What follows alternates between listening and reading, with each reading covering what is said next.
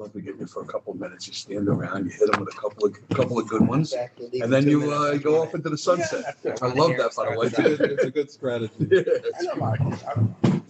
I love it. I think it's fantastic. Yeah. It's like in sports, you have the bleachers, and then you have the bleachers. You're always gonna get the most rabid fans in the bleachers. Right? The guys sitting on third base line, they got the Yankee tickets from corporate sponsor. Yeah. Those guys don't even know what's going on in the game. You know what I mean?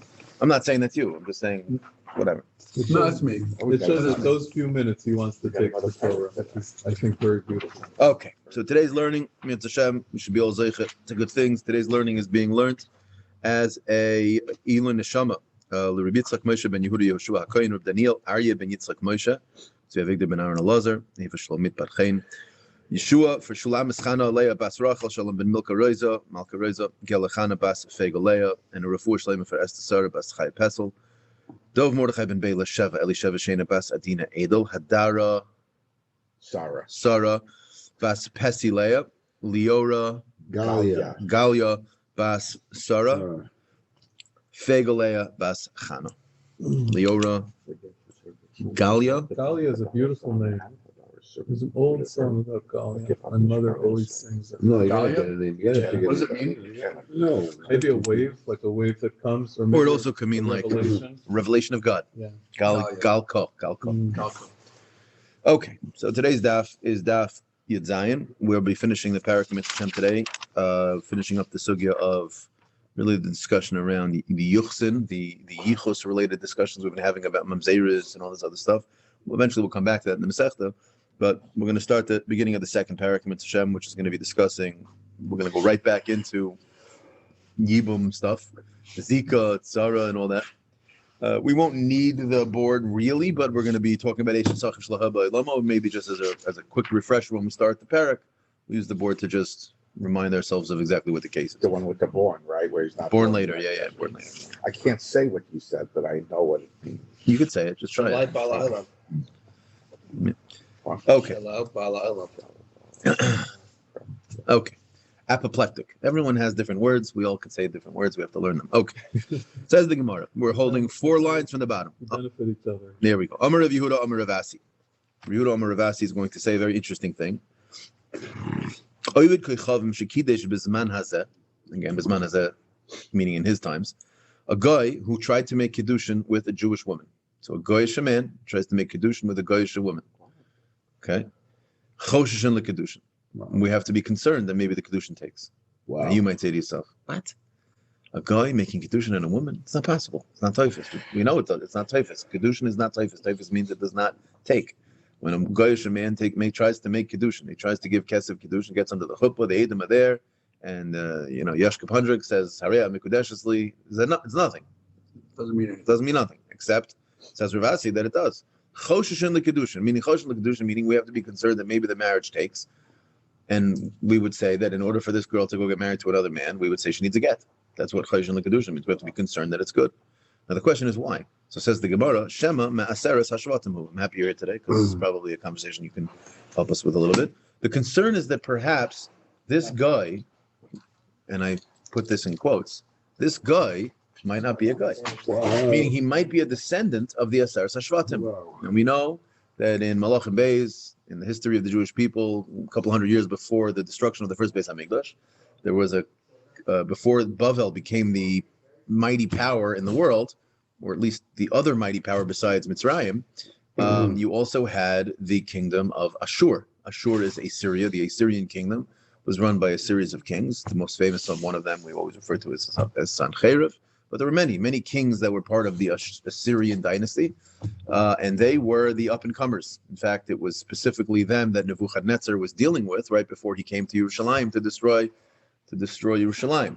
So Ashur, Assyria, they had a very unique methodology for conquering nations. They would come in wherever they would conquer, and then instead of just enslaving the people there, they would banish them. They would exile them from that area and swap them with other nations and other cities.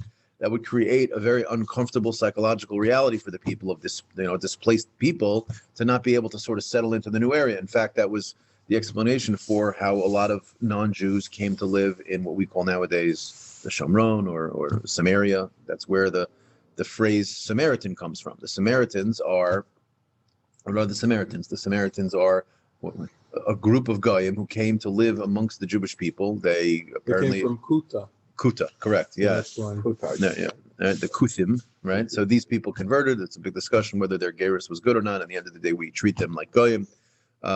The point is, though, is that the phrase "the Good Samaritan" people think is always like a solid thing. It's actually the opposite. The Samaritans were not very good to the Jews, that's for sure.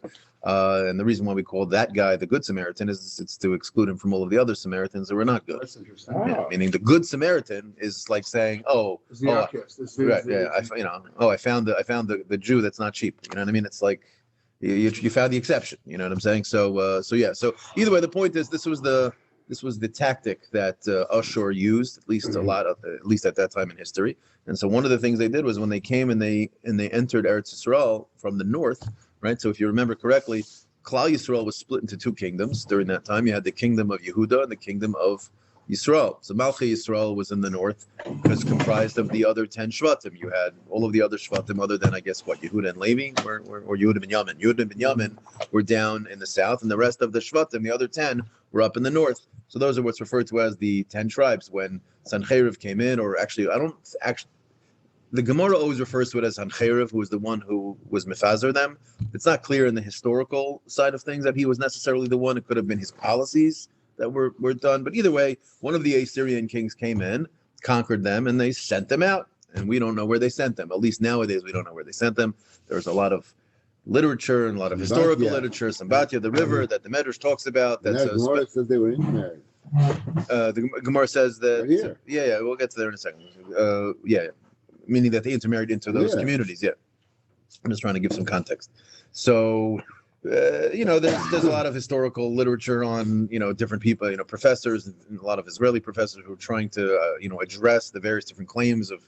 They say some people say that the various different African tribes are claimed to be from the long lost tribes. They still. Yeah, sure. There are actually Black Hebrews is one of them. There's a group in Afghanistan called I forgot what it's called. I was reading it last night. Also claim to be from one of the Shvatim. Whatever the point is they claim that they're the descendants of Klal Yisrael, the 10 lost tribes. So now these 10 lost tribes were Jews. They were Jews who got banished, and granted they were part of a community in Eretz Yisrael that was already, many of them Bali Avodah Zarah. They were worshiping Baal and all these other things. But the point is they were Jewish, and a Jew is a Jew is a Jew. You can't get rid of your Judaism. Although we will see today on today's daf that perhaps maybe it might have been possible to. It's a complicated Gemara. We'll get to in a minute.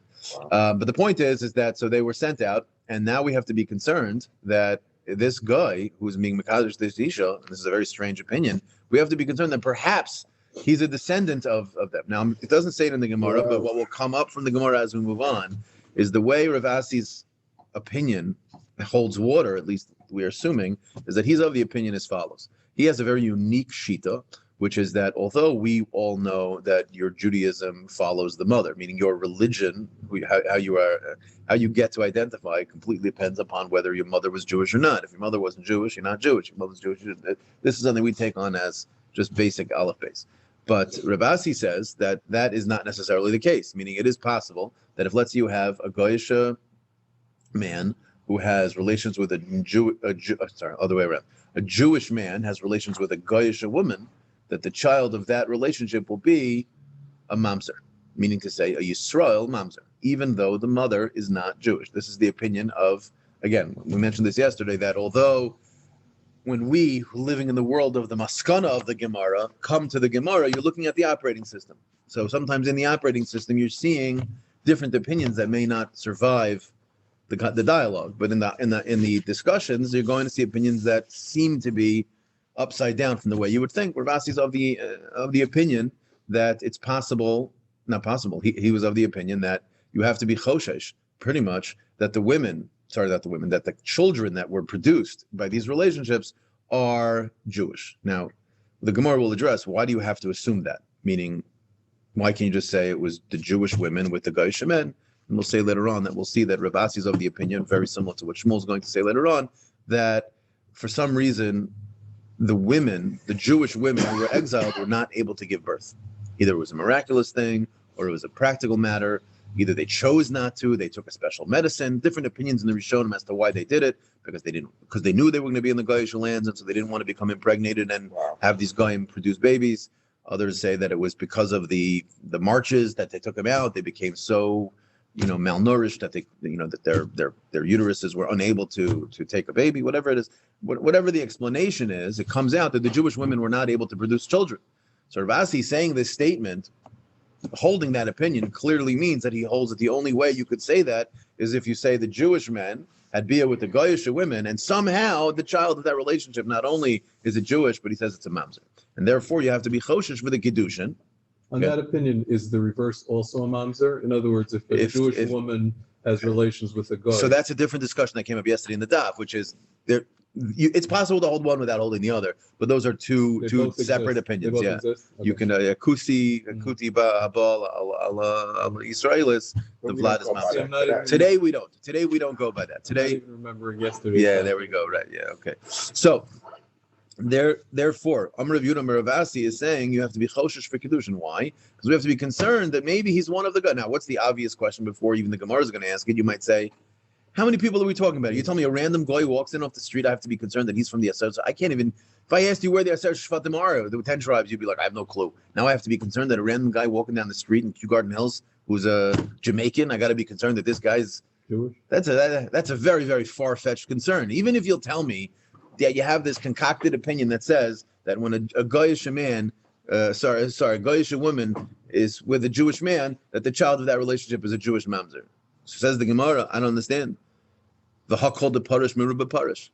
Now, called the parish merubah parish is just a fancy way of saying, what about majority? What about rove? I mean, don't we always say that if, let's say, the classic example is if you have a piece of meat in front of a couple of stores, so you ask yourself, like if there's 10 kosher stores and there's only one treif store, you say, called the parish merubah parish. It must have come from the majority. It came from the kosher store, and you can pick it up and you throw it in your mouth after a bracha. Whereas if there's 10 treif stores and one kosher store, then you got a problem, because called the parish, everything that has separated from the majority. You have to assume it came from the majority. Was that from Erevin? It comes up in Erevin. It comes up everywhere. But primarily, we'll see it a lot in Chulin, and we'll see it a lot in Ksubis. Ksubis talks about a lot of these dinim of rov. Called the parish merubah parish. And the way Rashi understands the Gemara is that we're applying the halachic term here. We don't just simply mean a rov. We mean that there's a rule that if you have a grouping, and that grouping has a straggler that shoots out, you have to treat that thing that has left as if it came from the majority of wherever it came from. So if you have a city that's, let's say, made up majority of Goyim, which we should assume every city is made up a majority of Goyim. The Jews were a very small population.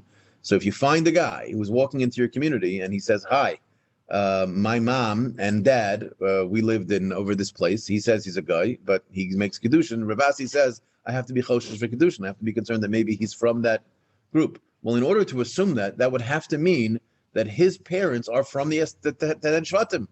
Why would I assume that if he's coming from this area where a majority of the people there are true, regular, 100% bona fide non-Jews, should I assume that he has any of this in him? So the Gemara says, no. Simple answer. Beduchta dekvi. The flip side is that although we say that you have to assume that if something comes from the group, you have to treat it like it comes from the majority of that group, meaning called the parish merubah parish, Rashi here quotes the halacha of something called kol kavua kemachza al machza, which literally means anything that is in its place, meaning it's not separated, but a doubt has arisen about something, but it is in the place where it belongs. It hasn't left the group. It's physically contained in the place where the group is. In that place, no matter how much of a minority it might be, we treat it like what's referred to as a safek hashakol. Safek hashakol is literally in Hebrew, it means a doubt that is equal. It's like a 50-50 doubt. Meaning, although normally we apply majority is, we'll just use simple math to keep it nice and balabatish. If I have a suffix, I have a doubt, that's typically treated in halacha like a 50-50. So in order to know what to do, if I'm stuck in a 50-50 situation, generally speaking, you can't do one, you can't do the other, because whichever way you go, you have an equal reason to not do it from the other side. But a rov, a majority, it's a halachic thing. There's an actual technique of rov that we use to say the rov tells us, it clarifies for us what to do, which is it says, since it came from the majority, or since the majority of the stuff in the pot is this, whenever we apply the rule of Rov, what it says is we halachically have the right to rely on that side of the debate because there's more of a likelihood that it's true. That would be like the basic, simple way of explaining it. Halachically, you have no right to rely on that if the doubt you're addressing is considered not separated. If it's in its place, halachically, no matter how unlikely it is, we treat it like a 50-50. And if we treat it like a 50-50, the Gemara is now explaining that's a Ravasi's opinion, that since this man is coming, and we're saying that we have to be choshesh that his kedushin is good, it means we're treating him like a suffix Jew. Meaning, if he's a guy, okay, his kedushin's worthless. But if he's a Jew, his kedushin's real. So misafik will say he needs a get. Now, what does it mean? Beduchta dekfi, meaning to say, we're saying that we know that if it's in the cities where we know where the Aseres Hashvatim are, that's called the place of the group. Now, obviously, if the guy's coming from a place that we know for sure the 10 Shvatim never went to, there's no dialogue. The whole conversation only starts if he's coming from a place. Now, you might say, 1 second, isn't the whole conversation about the 10 lost tribes the fact that they're lost? Meaning, what city is that? So it's not that we don't know the names of the cities. We just don't know what the names of the cities actually mean nowadays. So we wouldn't know what area of the world today to conclude it's from that. However, the Psukim do tell us. The Omar Rabbi Abba Bar Kahana, the Pasuk says in Malachim Beis, in the parasha that talks about Ashur and Sancheriv and his attack through, I actually think in that parsha over there, it's talking about, it's Malachim Beis. In that parsha, it's actually talking about after the conquering of the first, the north of the 10 tribes in the north, and his attempt to try to attack the south, which was not as successful. The pasuk says Vayanchem Bachlach. These are names. He was Vayanchem Bachlach. That's one city. Ubechavar, another city. Nahar Gozen, a third city. Ve'arei Madai. So these 4 places were places that he dispersed them to, meaning he basically took the Jews out of the north, replaced them with some Samaritans. And then these 4 groups, then all the Jews were split up into these 4 cities. Kind of in Bavel, so the Jews in Bavel know around where they are. Yeah. But it's hundreds of years before. Exactly. So therefore, he's saying basically, if someone's in Bachlach, you have to be concerned that maybe he's from, and that makes a lot more sense now all of a sudden, because that's considered a machzah machzah. Now, just the Gemara clarifies for us, chlach, what is that? Zechilazon, because of course that helps. Yeah. V'chavar zu chadyab. That's a different city. Nahar Gozen for us in his days is now called Ginzak. The Aremada is Zu Chamdan, Vechavruseha, and its environs and its surrounding areas. The Amrila, and there are those who say that no, that Va'aremadai is Zu Nihar Vechavruseha. It's the city of Nihar. And again, Vechavruseha man. So what are these surrounding cities? Well, the map is helpful, I guess. Amr Shmuel. Shmuel says, what are these environs, these surrounding areas? There's Krach Mushche, there's the city of Mushche, Chidke, Vedumakya. These are various different cities. Okay, whatever they are. Suburbs of these areas, correct. So therefore, if anyone comes from this area and says, meets a nice Jewish girl in your town, says, oh, I want to marry you, says Rabasi, you have to be concerned that perhaps he's from a Seres Hashvatim. And not only that, we'll say you have to be concerned that he's a mamzer, meaning to say, Choshen L'Kedushin says 2 things. Choshen L'Kedushin says she can't go marry someone else now because misafik she's married, and 2, her children are going to be suffik mamzer because her suffik mamzer, right? Because if he's Jewish, the mamzer. This could happen in America, God forbid. This idea, if the reform as they're doing just completely assimilate. Yeah, eventually you'll have, of course, and not even eventually, nowadays, right.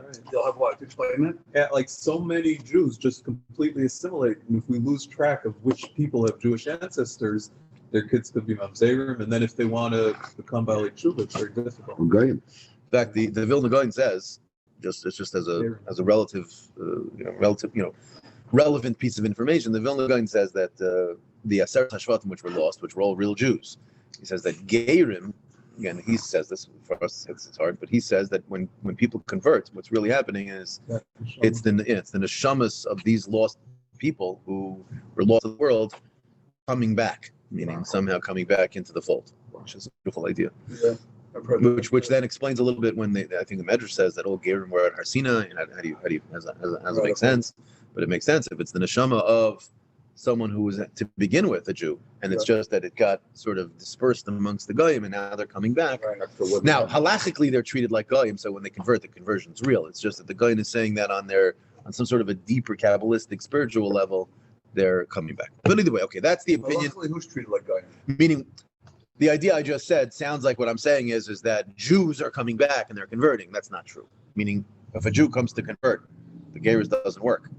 So one reason why they say when you adopt, if you were in a position to adopt, they say sometimes it's better to just to adopt a Goyish child, because you know for sure when you convert them, there's no question about their yichus. Whereas if you adopt a Jewish baby, mom and dad are Jewish, you have to start asking questions about how did this baby come about? What was the relationship that made it? In fact, it complicates matters even more, because when you start thinking about why would a parent give up a child, again, there are many reasons, completely justified reasons why they might, but there are also many reasons why maybe it was something happened that are, you're already talking about a situation that brings into question, well, how did this child come about? It probably was maybe from a relationship that on some level they don't want to talk about, or they want to keep quiet. It could just be a young girl. It could also be a sister, got pregnant from a babe, or a brother or something.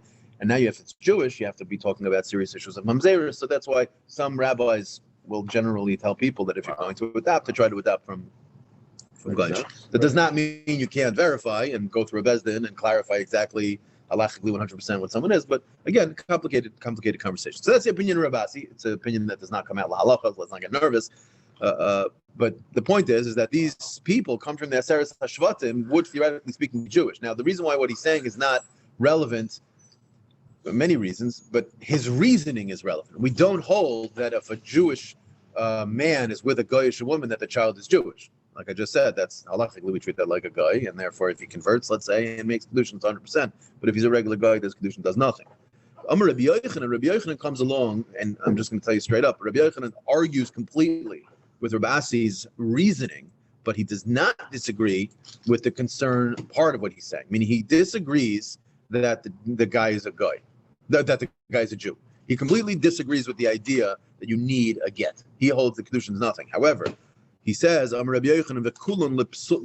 meaning to say, he argues with Rabasi, and he holds that the children are mamish goyim, but he holds that, unlike what Rabasi said earlier, that the Jewish woman couldn't give birth. We're right now in the middle of speaking about him. It's on line 1, 2, 3, 4. Fourth line in the top. Are you in the English side or the Hebrew side? I can't help you in the English. I'm on both. It's on the top of Yud Zayin Amud Aleph, 4 lines down from the top. I can't tell what you're looking at. Right after Shmuel said something about 3 cities, then it says Amar Rabbi Yochanan. You see it now? Are you on the first page of 17? 1781. Rabbi, can you help me out? What's the number here? Yeah. No, I don't want you lost. I mean, I don't see it. Cool. So. Here it is. A1? A1, right? Yeah. We're on, okay. So I'm Rabbi Yochanan, V'kulun Lipsul, all of these people that come from these areas. Rabasi just told us that you have to be choshed that they're Jewish. Why do you have to be choshed that they're Jewish? Because we have to be concerned that although the women of the Aseres Hashvatim couldn't give birth, I hold, says Rabasi, that when the Jewish men were with the non-Jewish women, those are called Jewish kids, and therefore they're mamzerim, and therefore you have to be concerned that the kids are Jewish. Rabbi Yochanan says, no, the women did give birth. And therefore, since the women gave birth, if the women gave birth, then the Jewish women had kids. And if the Jewish women had kids, they had kids with non-Jewish men. Now, if they had kids with non-Jewish men, we saw earlier that there is an opinion who holds that that's called the mamzer. Rabbi Yochanan does not hold that. It's clear from the Gemara later on that Rabbi Yochanan does not hold that. So why is Rabbi Yochanan saying that these people are going to be psul? He says that you can't marry them. So he says, he has a completely different opinion. Rashi over here says, he says that most of the people that come from this area that are Jewish are mamzerim. Why? Because he says that they just intermarried, similar to what he was saying earlier, is that the Jews that lived amongst them would start intermarrying, and not only that, they just had a very low standard for what was sexually appropriate. So they would intermarry with their own family. There would be incest issues. They would have relations with ervas. So therefore, they basically had a ton of mamzerim. So therefore, Rabbi Yochanan says for a different reason, you have to be concerned about the yichus of such a person. Regardless, the Shmuel says the Gemara, Rabbi Yehuda, who heard this idea from Rabasi, was also Rabbi Yehuda, Talmud of Shmuel. When he came in front of Shmuel and told him this halach of Rabasi, Shmuel responded by saying the following: Amalei, I don't get it. Shmuel said what we all would have said. Bincha haba min Yisraelis, kari bincha. Your child that comes from a Jewish woman is called your son. That's called Bnei Yisrael. That's called a Jew, if the mom is Jewish. But if your child that comes from a Goyish woman, kari bincha, she is not called your son. Meaning to say, Ella bina, it's called her son. Meaning, we don't have to be concerned for the kedushin of such a person.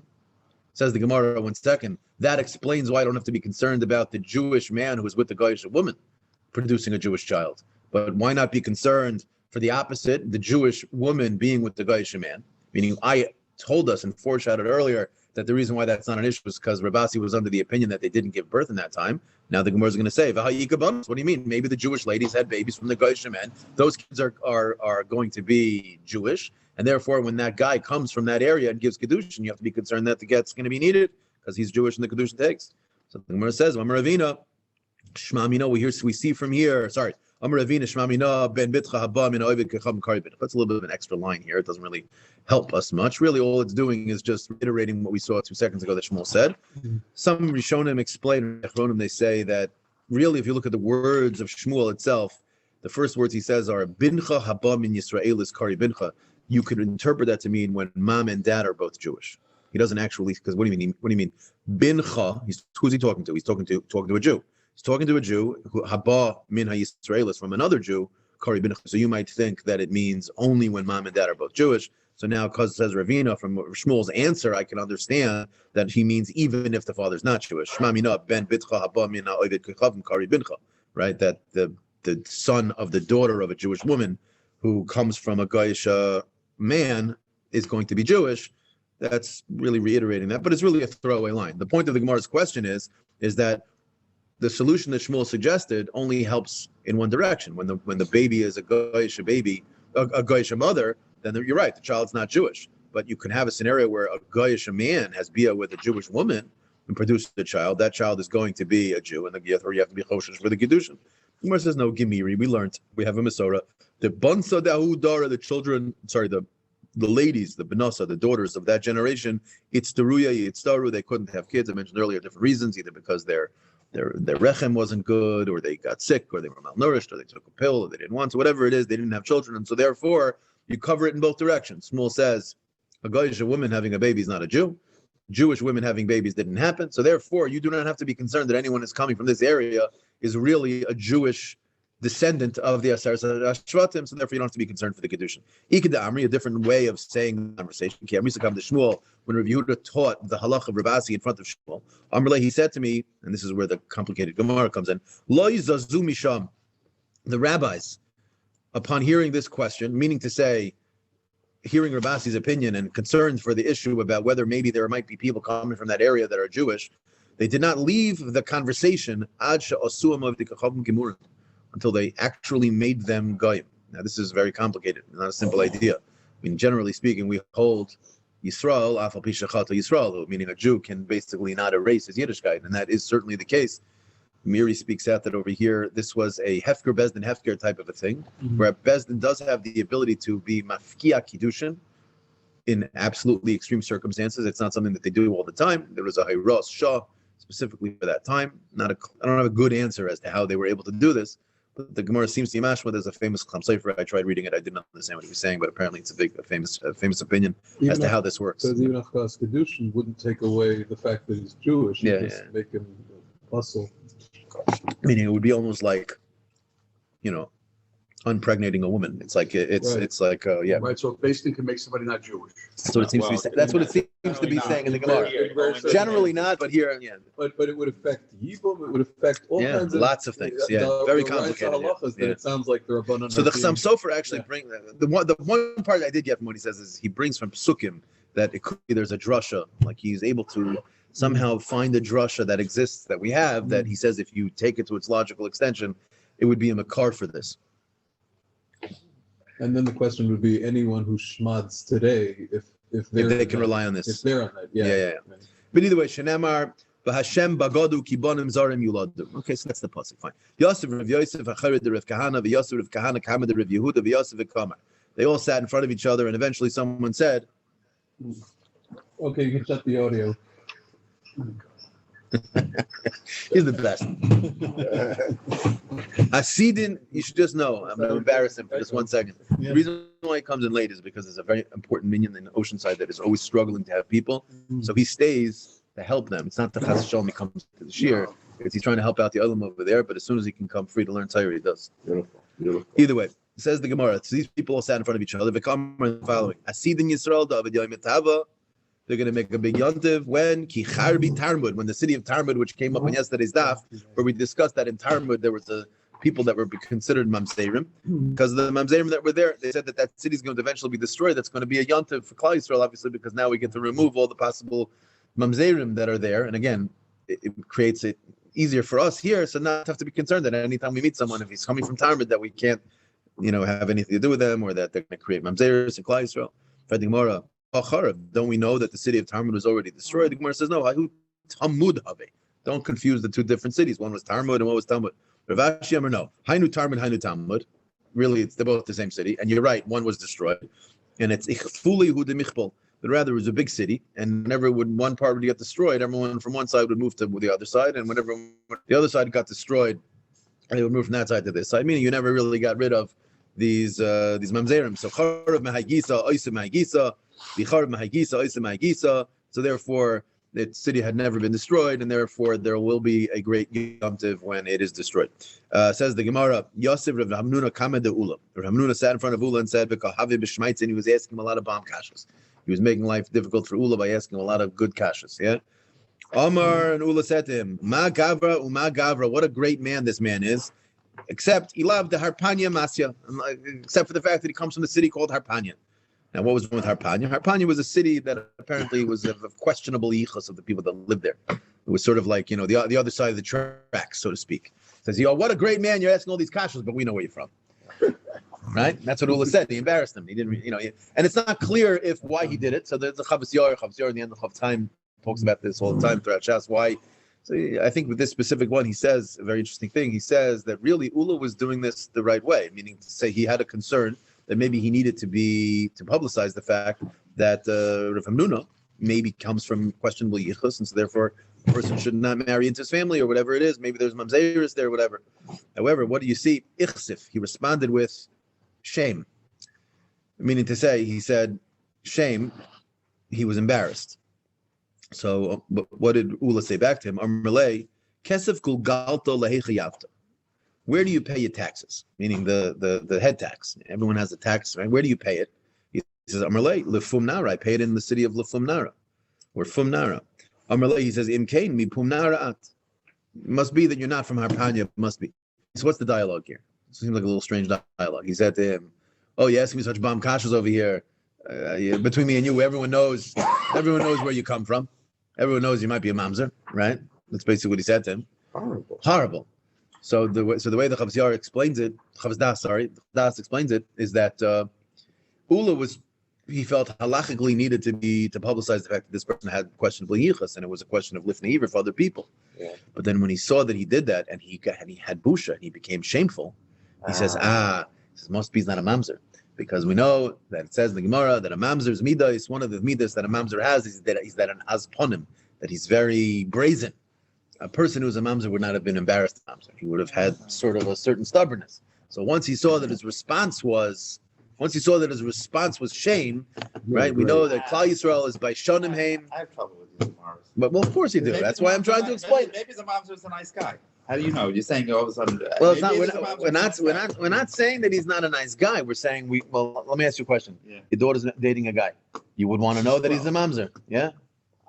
I guess not. Whatever. Well, let's say he's a mamzer. I would want to know. I'm not saying that we should publicize in the New York Post. This part I understand. Can I respond? Is it anything other than you would want to know it? I mean, yeah, you want to know. It's relevant. Yeah. Okay, good. So there's a Gemara that they ask about a Kohen, about a zichos, right? And he said a specific lashon that was very treif, and from that they knew that he wasn't a Kohen because he was disqualified as called because the way he spoke about specific things, it shows what's going on inside. So you see that you do see from what a person says, how a person acts. Yeah, that's not what he's bothered by. He's bothered by the whole conversation to begin with. He said, that how could you know he's a mamzer? Maybe he's a mamzer nazgat. Hold a second. There are specific mitos that Klal Yisrael has, and there are specific mitos that are. It's a long discussion. Yeah, long conversation. Okay, says the Gemara. My Harpanya, the city of Harpanya. Why is it called Harpanya, the city of questionable yichus? Says the Gemara, it's the har, it's the mountain. Shakol poinimba. You see, it's like an acronym or a notrikun here. We're combining the words. Harpanya, it's a har, a mountain where everyone is pona, that everyone turns to. Why is it a city or a mountain that everyone turns to, because apparently this city was filled with questionable ladies, and a person who has bad yichus would always go there to find his wife, because he couldn't get one in his own city, because he had maybe questions. Yeah, says the Gemara. Masnisatana in the Brisa they explained that no, the reason why it's called Arpanya is kol she'ein makir mishpachtay v'shivtay, person who never knew his city or whatever, he didn't have good. Maybe he was an adopted person, he didn't know what his background was. Nifna l'sham, he would go find his wife over there because, again, shidduchim are hard. Even listen nowadays, the resumes and what color your tablecloth is and all this narishkeit that people make. Apparently, this was an issue back then in the day. Also, they didn't want to. And again, it makes sense. Meaning, if you have a person who's suffering mamzer, you don't want to necessarily take them in. We're not talking about whether a person has dairy lunches on Shabbos. We're talking about, which by the way I do, and I'm recorded. Who doesn't like? No, I'm not. I would never have a dairy cholent. I mean, I'm not a guy. I'm just saying. I'm just saying that I don't mind every once in a while having a nice festive dairy meal.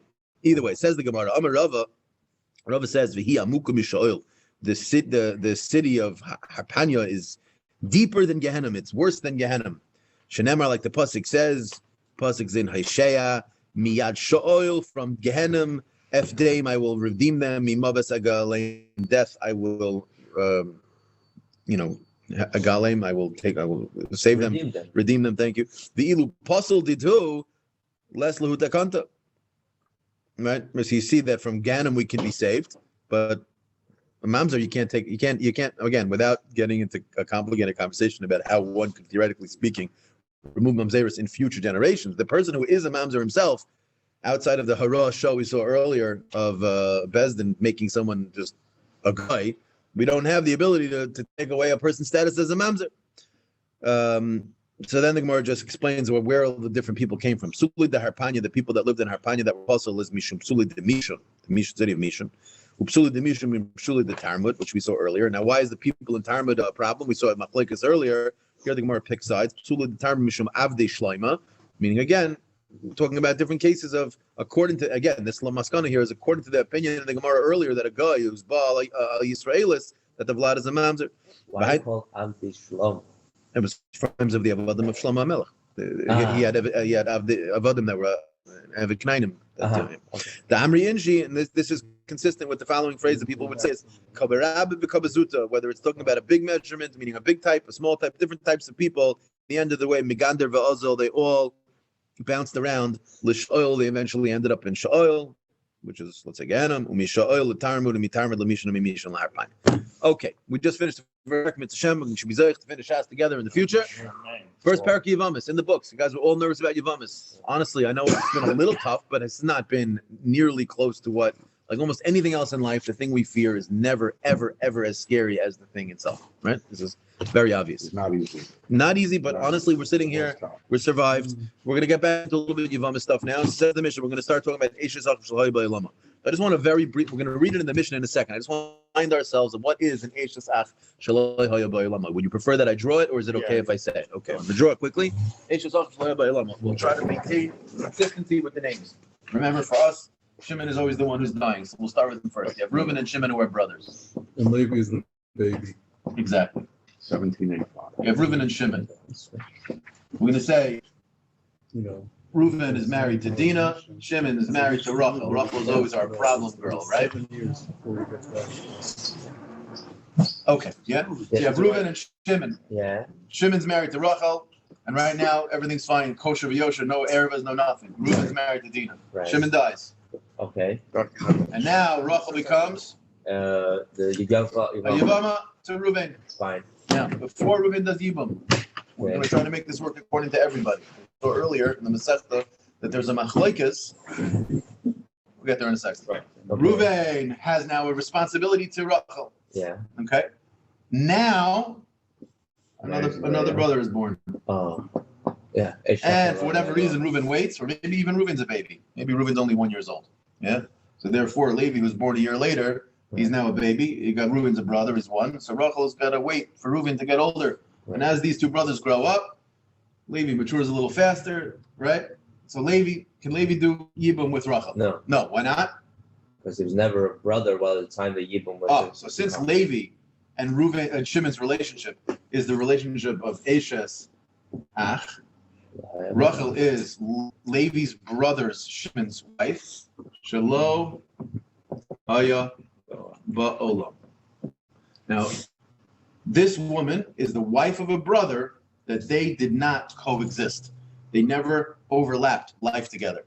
We'll see in a minute. Gemara is going to have a drush to explain Yachtov, Yeshvu, that it has to be that they sat in the world together. They have to have both lived at the same time.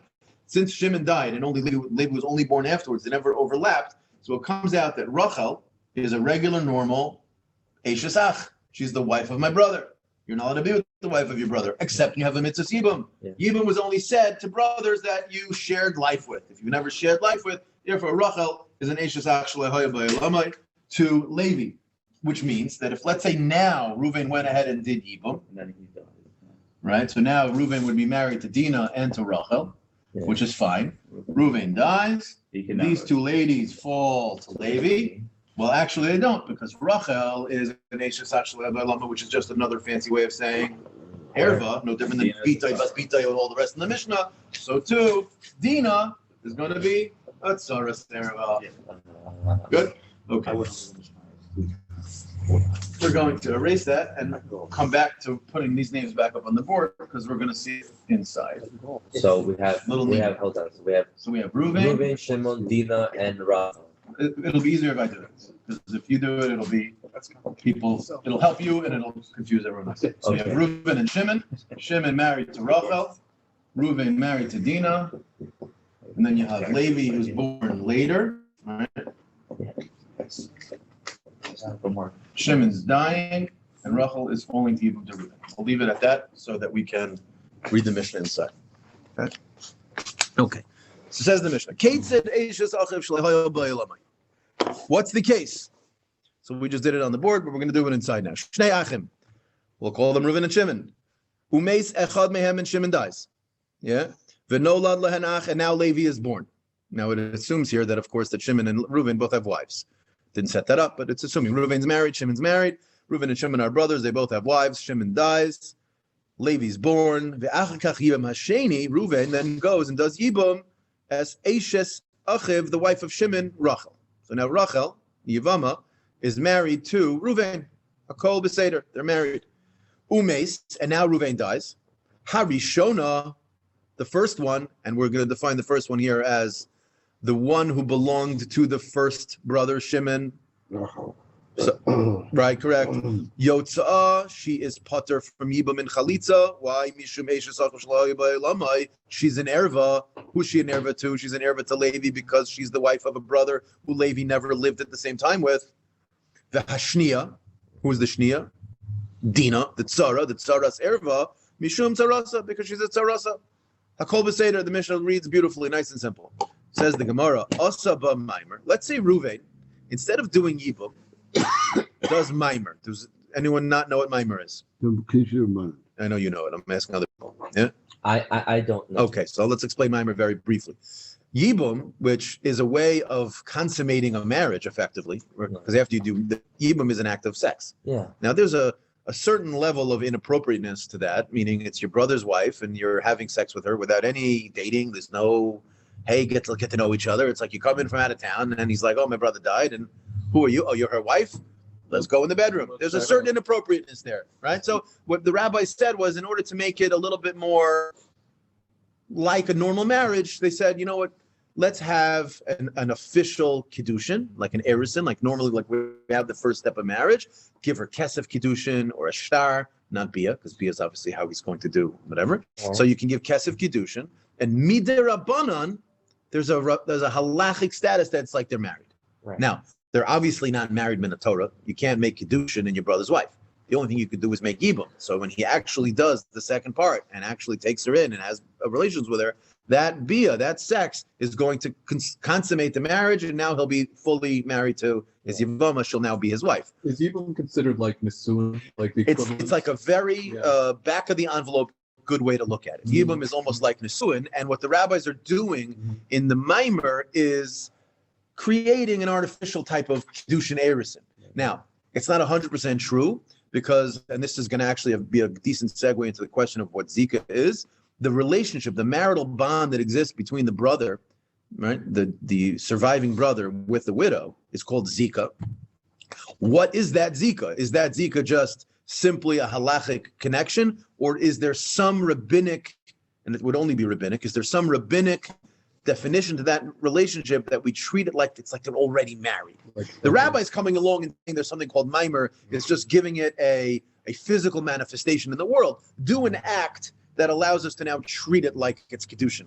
But really that Zika may be considered like a little bit of a Kedushin already. Why? Because it's the lashon of the Gemara is it's like Hashem made the Kedushin on your behalf, right? Because by making the mitzvah of Yibum exist and now having a connection, this Zika is like Hashem is almost making her your engaged wife, really. Like or another way to say it is you're kind of moving into the Kedushin that already existed. You're stepping into, so you're already discussing alumnus, but yeah, okay. So now, what happens if Reuven did mimer? So he didn't have a chance. In our example, we said that Rachel is now chayv and yibum with Reuven, and there's no reason why not.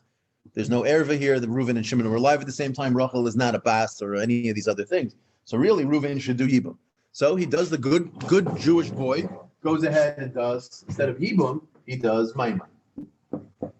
Okay. Right? So he does mimer with Rachel, which means now, who? Could she say no? The mimer. Of course, yeah, she could always say no. She could. The mimer. Yeah, No. Meaning we learned in the Mishnah that Oh no, sorry. I was talking. I confused it with the katana. I'm sorry. For some reason, you're right. No, bal korcha. She can't say no. Yibum, to Yibum mimer. is also bal korcha. Yeah. That I know she can't say, but mimer. I'm not sure. It's a good question. I guess when we get to it, we'll figure it out. I'm not 100% sure. Okay. But either way, so Rachel for sure has min Torah a zika to Reuven. Regular case Yibum. Forget the lady. Reuven, Shimon's brother, wife dies. Rachel's a regular Yevama. Now, really, what If you can't do chalitza, if you want to do. unless it's a mukashkin we saw earlier, but generally speaking, not. And even there, all it says is the mukashkin, we force him to not do yibum. We tell him not to do it. But if he went ahead and did it anyways, they're married. Meaning you cannot remove the zika bond and a bia yibum automatically consummates it. Officially, Yibum is bal korcha. And that's the chiddush of it. So now, so that means Rachel is zakuk, right? She has a zika. She's a skuka liyavam for Reuven. Doing mimer doesn't change that. The only thing that will change that is either doing chalitza or yibum. In fact, if he does mimer and then afterwards he decides to give her chalitza, technically the zika is over. Because really, midrabanan, mimer does something. Midaraisa does nothing. Midaraisa, all she is yevama. So that means if he gives her chalitza, then there's no more. In fact, think about it, if he gives her chalitza and then he says, oh, you know what, I really do like her, you can't marry her. She's your eshazach. Nothing to talk about. It's only while there's a zika that the Torah gives that you can go ahead and consummate the marriage with the yibum. So if he does mimer, you have a unique scenario now. Rachel to Reuven would now be two things. She would be min Torah a yevama, and min derabanan his wife. What type of wife? Not a full wife, like a kedushin wife, like if you gave kesef kedushin, but you haven't done chuppah. Which means, and this is where we're going to get into the discussion in the Mishnah. That means that when he does that, what is Dina? Min Torah Dina is Reuven's only wife. But key point, only wife. Midrabanan, Reuven has two wives. Midrabanan. Now, who is Rachel to Levi? An erva. Because Levi is an Eshes Ashloya Ba'ilama. Which means Min Torah Dina is the only wife of Reuven, so Levi should be able to do Yibum with Dina. Midrabanan, she's Tzaras erva. Because midrabanan, she's an erva. So therefore, this is the Mishnah that in this case, asabaimer umeis. So now Reuven does. So these two women are falling really in a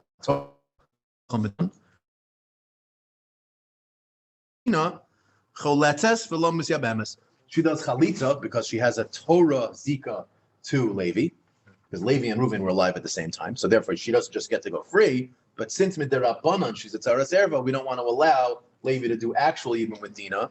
So therefore, we say better to just end it. So it's choletzes v'lo misyabamis. Does everyone follow that? I don't mind doing it again. Before you ask, I'd rather make sure everyone understands. Why do you have to go through all of that? She's a Sarah Erva, so she's not. Midirabanan. She can't be. Rachel is only a tzara of Dina if she's married to Reuven. But min Torah, they never got married because really he never did Yibum. He never did it. All he did was mimer. Oh. So since all he did was mimer, really she's still a Yevama. She's still a Yevama of Reuven, but not his wife. You're not a tzara of a woman until you're both married to the same guy. So they're only married, and I say married, I mean in quotes, only mimered, right? You're only married midarabanan. So that means if I ask, before Reuven dies, if I were to ask Rachel who your husband is, she would say, or halachically we would say, well, min Torah, I don't have a husband. Midarabanan, I have a husband, his name's Reuven. So when Reuven now dies, on a Torah level, he only dies with one wife, Dinah, which would mean Levi has to do Yibam with her. There is a Zika. Midarabanan, Rachel is an erva to him. Sorry, let me say that again. Rachel is an erva to him in HaTorah. That's an absolute erva. She's an Eishes Hachshel Ha'olam. But Midarabanan, she's married to Reuven, which means Midarabanan Dinah is a Tzaras erva. Do you guys follow that? Yeah. Meaning the erva is min HaTorah, but the marriage is only midarabanan. So Dinah is only the tzara of an erva on a derabanan level. Meaning, let's say he didn't do mimer at all. Just to clarify this, right? So if he didn't do mimer at all, Shimon dies, Rachel falls to him in Yibam, and now Reuven dies before he does anything, right? She gave Dina. So if Reuven dies now, what happens? Dinah and Levi could do Yibam. What's with Rachel? She goes free. She goes free. She can marry someone else. She doesn't need Yibam. She doesn't need Chalitza. The only person Yibam and Chalitza that she could have done with just died. Levi is an Eishes Achshel Yibam Mitzvah. He has no mitzvah Yibam and Chalitza. There's no Zika here. Rachel can go marry David. No problem. It's only that she did Mimer with Reuven. Now she's Midrabanan connected to him. So she's stuck, right? So therefore, when Reuven dies now, Levi has a Zika with Dinah, regular normal Dinah, but has no Zika with Rachel. He can absolutely not do Yibam with her. Right. That's for sure, right? And not only that, wouldn't even need Chalitza. There's no Zika to him. But because she's married to Reuven, Dinah has a problem of doing Yibam midrabanan. Rachel can, in this scenario, go off and marry anyone she wants also. Because again, she's not, once Reuven dies, her Zika ends. Does that make sense? Okay, you had a question? Is it It's a good question. I mean, it's a more fundamental. I'm not concerned if it's quick. I'm concerned if it's germane to the conversation. Yeah, it's germane to the conversation. We've been operating under the assumption that Zika, we have this concept of Zika. Where do I haven't seen, at least I don't remember seeing where we learned the Zika out. I mean, where do we get this concept? We're calling the bond that exists between a Yevama and a Yavam, calling it Zika. How do you asking know where what do we- it is? Okay, Sean, we'll get to it. It's why do we call it Zika? I don't know why we call it Zika. Isn't it Men Torah? Yeah, I mean, there is a relationship that exists between a Yavam and a Yavam. No, at that time, but it's saying, how do we know that from the beginning we have this concept? I mean, that you had this concept of Zika. Where do we know that from? I'm not sure I understand the question. At the time that they were married, so at the time that they were married, we say that Zika. There's no Zika. Meaning- Reuven and Shimon. At the time that they were married, the time of Kedushin, I thought we learned that they eventually could be possible for Yibam. So there's some kind of Zika bond that exists from that time, from this. No, they're just married. The Zika starts when he dies. So the Zika, so the Zika, okay, and then the question is, where do we learn it out, right? Yeah, but that's going to come from the fact that there's a mitzvah yibum.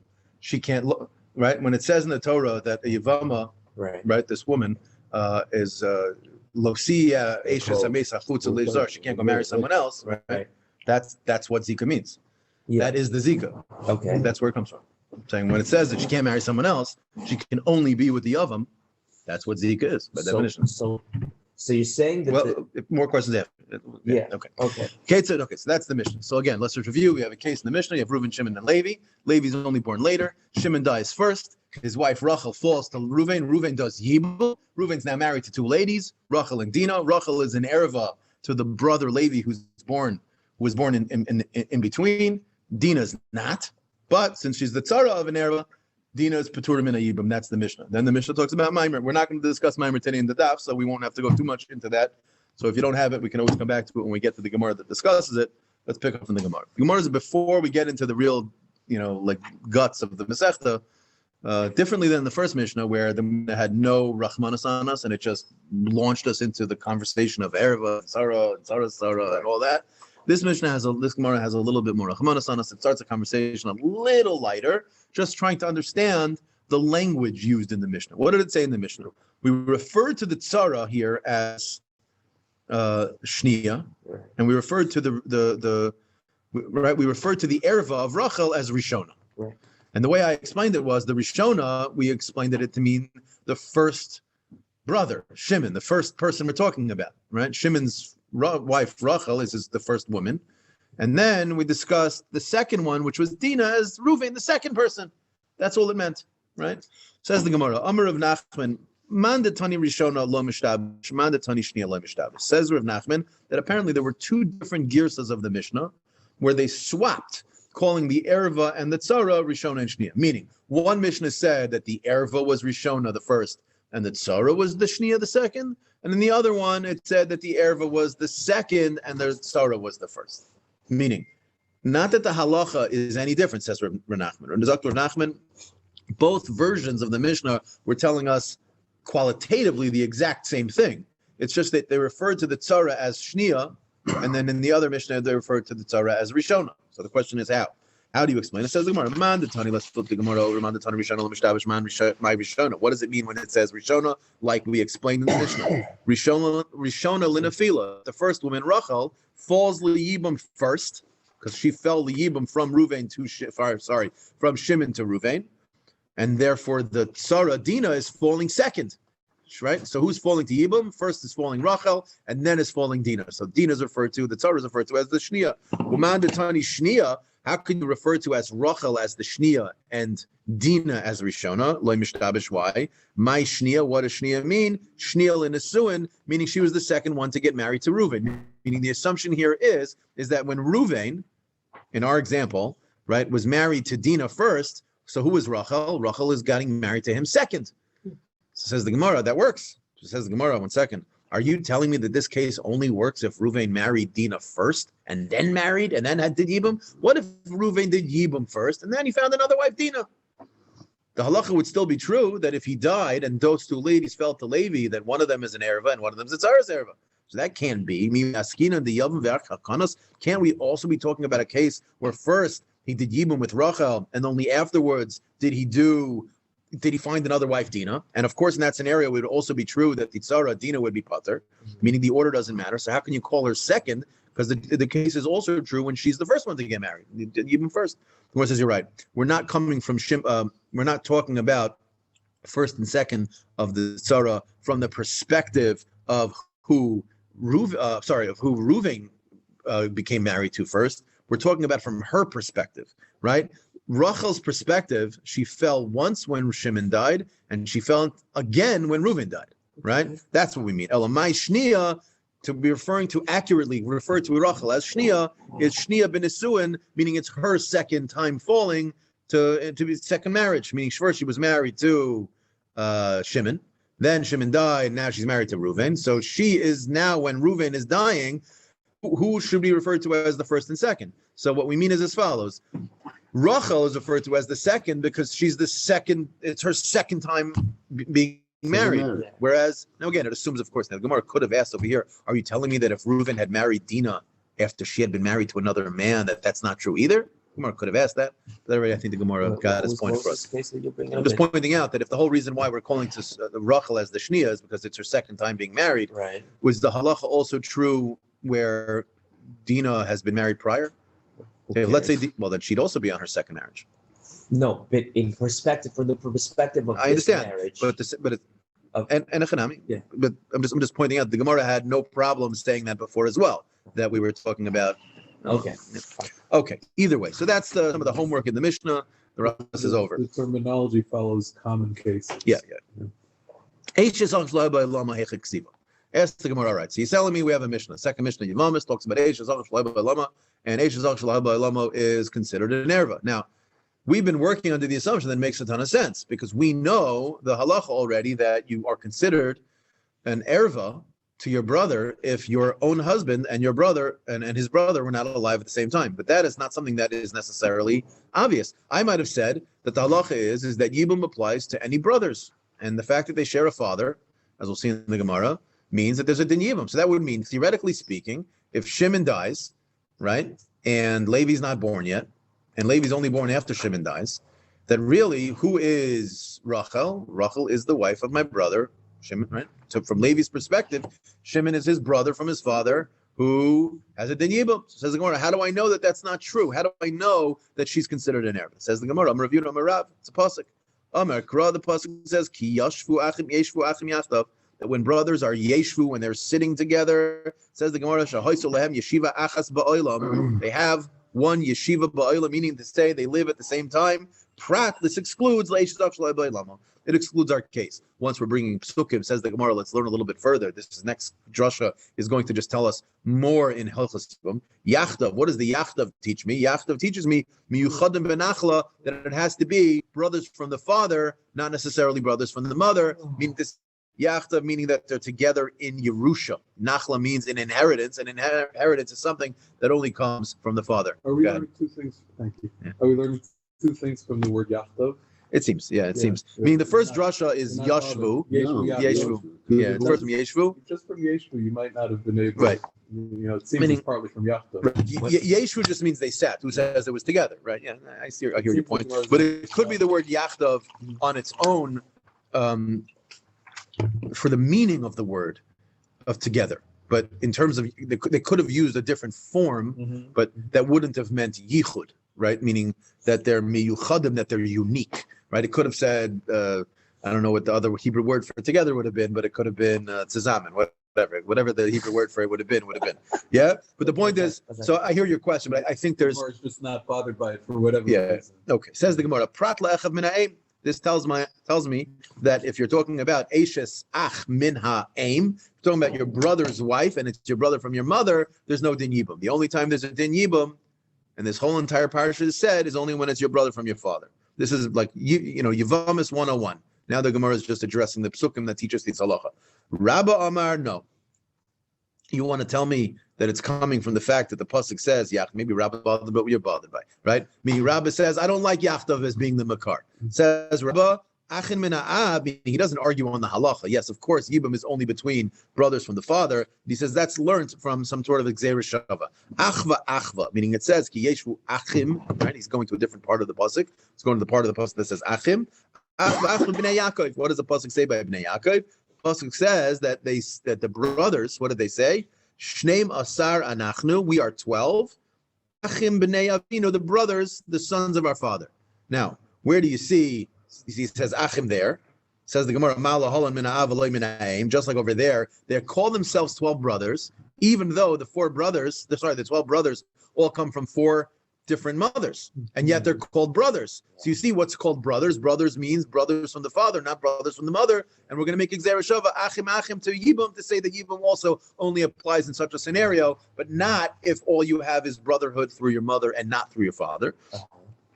He says the Gemara of I don't understand. Why not learn from the other erva, meaning the erva of Eshes Ach itself? The erva of Eshes Ach is an erva that we learned out. Right, the pasuk says, it doesn't actually quote it here, but the pasuk says the word, what do you call it? Achicha, Eshes Achicha, right? The wife of your brother. And we know that Eshes Achicha is referring to both the wife of your brother from your father and the wife of your brother from your mother. Right. So since the erva exists through both sorts of brothers, why not say so too the mitzvah of Yibum would apply in the same scenario? Okay. Meaning, and again, there's a logic to that beyond just the psukim, which is that if Eshes Ach is the erva that is becoming mutter through Yibum, it would make sense to say that both of those ervas, which are all come from the same thing. So says the Gemara, "Dan and achim achim." We like to have like meet like. Achim and achim are the exact words used in both psukim by Ki yeshvu achim yachtav, and in Bereshis when it talks about the brothers, it says Shnei Masar Anachim Achim Anachnu. However, what does it say by Eshes Achicha? It says Achicha, not Eshes Achim, right? Ve'in donim achim me achicha. One second. Meaning the word means the same thing. Does every Gzeira Shava have to be a mamish letter for comparison? We find the Gzeira Shavas often where the words are not the same. Not only that, we find sometimes we'll make a Gzeira Shava where the words are completely different, but the meaning of the word is the same. That's Gzeira Shava. Says, Tani Debei Rabbi Shmuel, the Tana, great Tana taught us.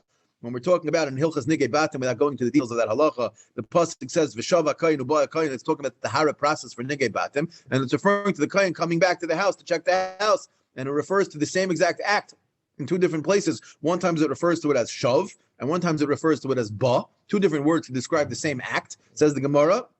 Zuhi Shiva, Zuhi Bia. That's Xera Shava that we learn. That Xera Shava is two words that have nothing to do with each other in grammar or in vocabulary in the dictionary. They begin two different places, and yet still we make it. So the Gemara says, you're right, we will if we have no choice. Honey, if you have nothing else, and that's the pasuk you have to choose, then okay, it is what it is. What are you supposed to do? When you have another change that's much more similar, like achim versus achim and achicha,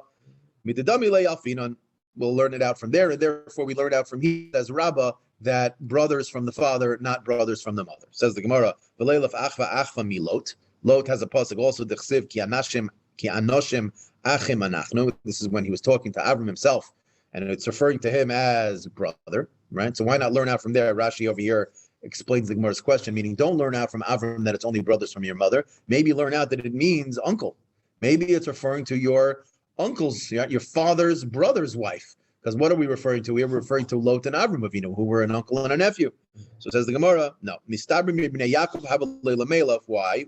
Better to learn from Bnei Yaakov. Mishum de Mufni. We know that Xer Shav is always better when the word that's being used is really extra, because now it can be explained to be there for a specific reason. How is extra by Yaakov? It should have just said Shneim Asar of Decha Bnei Avinu. Right? It should have just said we are 12 servants, the sons of our father. Why call ourselves brothers? Elamai must be to teach me that it's going from there. Meaning to say it's mashma that Lot, the word achim by Lot was not mufne, right? It says uksiv achim shma mino lafnuya, to teach me that by Avram Avinu it's extra to tell me the Xer Shav. Now the Gemara says, well, I have two different opinions. I have the opinion of Rabbah that it comes from Achim, from Yaakov. I have the opinion of Rav Yehuda Merav that it's from Kiyeshua Yachtav. Sorry, it comes from Yachtav, meaning Miyuchad Benachla. One's telling me from Nachla and one's telling me from Yaakov. Says the Gemara of the Itzrich. I need to teach both. Itzrich lemichtav Achim. I need to teach me from Yaakov Avinu. Itzrich lemichtav Yachtav. The cousin Rachmana Achim. If all you would tell me is Achim Havi Amina Leilef Achva Achva Milot, I would say go run to Lot. 2 seconds ago we just said Lot's not Mufne and Yaakov is Mufne. Says the Gemara. V'chitema loy Mufni. Loy, not so. That's not true. Ifnuye Mifni. It is Mufne. How do I know that? Right? It should have said Reim, friends or compatriots, the Ksiv Achim, but it said instead by Lot, it said called him as my brother. It could have just said, Lot says to Avram Avinu, you're my buddy, we're buddies. Why did he say brothers? Elamai, the Torah is teaching me that this halacha, that it's mufne, it's extra to tell me that to make the Xer Shava, meaning to not say the Xer Shava to Yaakov Avinu. So therefore, since I would have said that, Shma Mino Lafnuye, I would have then made the Xer Shava there. So therefore, Kasav Rachmana Yachtav, the Torah says, no, don't ask. We're going to go through it if you have a question at the end. Yeah? Kasav Rachmana Yachtav, so the Torah says Yachtav.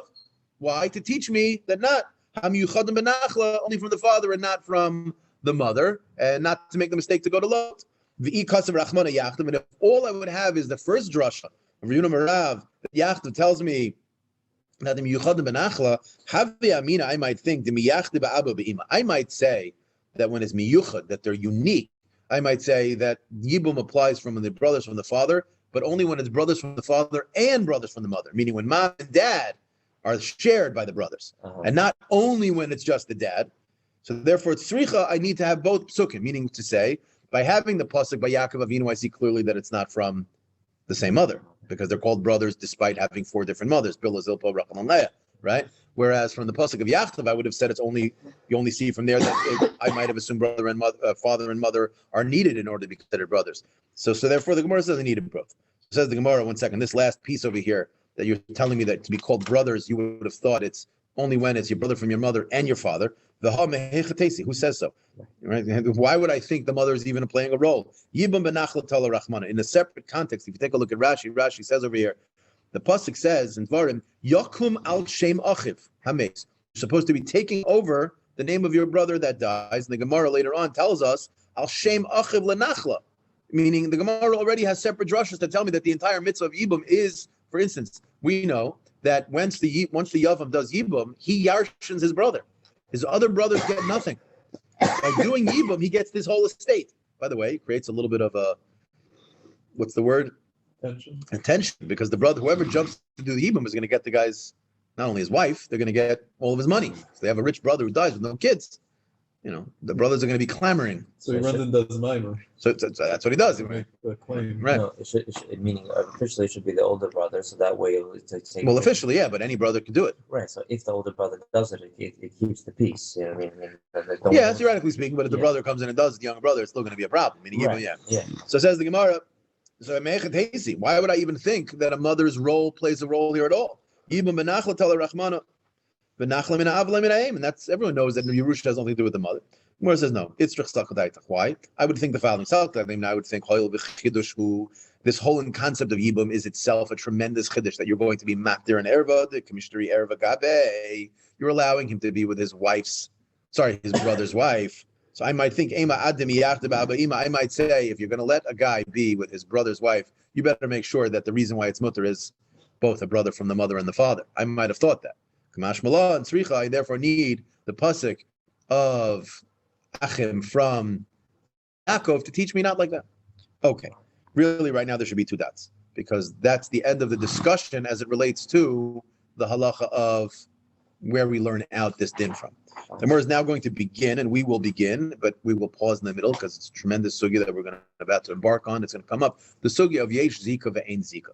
Now, no one argues there is nothing called zika. Everyone knows there's something called zika. What is zika? Like we were saying before, zika is the Torah level bond that exists between the Yevama and the Yavam. Meaning, Shimon dies, his wife falls to Ruvain, regular, normal, vanilla.